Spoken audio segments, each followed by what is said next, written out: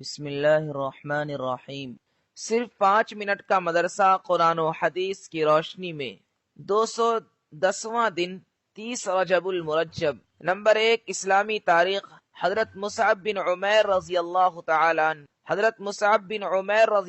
عنہ قریش کے امیر ترین گھرانے سے تعلق رکھتے تھے۔ اسلام سے قبل بڑے ناز و نعمت میں پلے تھے۔ حضور صلی اللہ علیہ وسلم کے پاس دار ارقم میں آ کر ملے اور اسلام قبول کیا، لیکن بہت دنوں تک اپنے اسلام کو چھپائے رکھا۔ ایک دن ایک شخص نے انہیں نماز پڑھتے دیکھ لیا۔ اس کی اطلاع ان کے والدین کو کر دی۔ والدین نے ان سے رشتہ توڑ لیا اور ان کو ہر طرح کی تکلیفوں اور آزمائشوں سے گزرنا پڑا۔ حضرت مصعب بن عمیر رضی اللہ عنہ کسی طرح فرار ہو کر حبشہ ہجرت کر گئے۔ پھر جب مکہ واپس آئے تو حضور صلی اللہ علیہ وسلم نے ان کو مدینہ والوں کے ساتھ مدینہ کے مسلمانوں کو قرآن سکھانے اور دین کی دعوت تبلیغ کے لیے روانہ فرمایا۔ چنانچہ یہاں وہ مقری یعنی پڑھانے والے کے لقب سے مشہور ہوئے۔ غزوہ بدر میں بھی بڑے شوق و جذبے سے شریک ہوئے۔ وہ سن 3 ہجری میں غزوہ احد کے موقع پر اسلامی جھنڈے کو سنبھالے ہوئے رسول اللہ صلی اللہ علیہ وسلم کے سامنے بڑی بے جگری سے دشمنوں کا مقابلہ کر رہے تھے کہ اسی حال میں شہید ہو گئے۔ نمبر 2، حضور صلی اللہ علیہ وسلم کا معجزہ، فرشتوں کے ذریعے مدد۔ حضرت سعد بن ابی وقاص رضی اللہ عنہ فرماتے ہیں کہ میں نے جنگ احد کے دن رسول اللہ صلی اللہ علیہ وسلم کے دائیں بائیں جانب نہایت سفید کپڑے پہنے ہوئے 2 شخصوں کو دیکھا جو رسول اللہ صلی اللہ علیہ وسلم کی طرف سے خوب لڑ رہے تھے، جنہیں میں نے نہ اس سے پہلے کبھی دیکھا تھا اور نہ بعد میں دیکھا، اور وہ 2 شخص حضرت جبرائیل علیہ السلام اور حضرت میکائیل علیہ السلام تھے۔ نمبر 3، ایک فرض کے بارے میں، باوضو مسجد جانا۔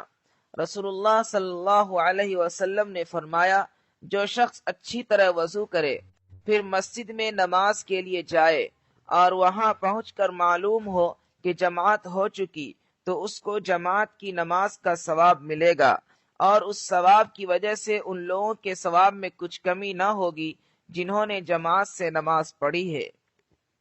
نمبر 4، ایک سنت کے بارے میں، بیت الخلاء میں جانے اور باہر آنے کی دعا۔ جب بیت الخلاء جائے تو یہ دعا پڑھے، اللہم انی اعوذ بک من الخبث والخبائث۔ ترجمہ، اے اللہ میں ناپاک جنوں سے تیری پناہ چاہتا ہوں، مرد ہو یا عورت۔ اور بیت الخلاء سے باہر نکلنے کے بعد یہ دعا پڑھے، غفرانک الحمدللہ الذی اذهب عنی الاذی وعافانی۔ ترجمہ، اے اللہ تیری مغفرت چاہتا ہوں، تمام تعریفیں اس ذات کے لیے ہے جس نے مجھ سے تکلیف کو دور کر کے عافیت بخشی۔ نمبر 5، ایک اہم عمل کی فضیلت، فقیروں کو معاف کرنا۔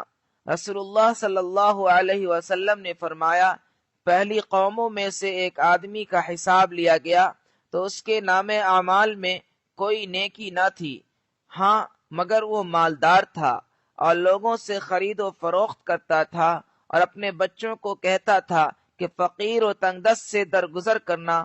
اللہ تعالیٰ نے فرمایا، میں اس آدمی سے زیادہ حقدار ہوں کہ اس سے درگزر کروں۔ پھر فرشتوں سے فرمایا کہ اسے معاف کر دو۔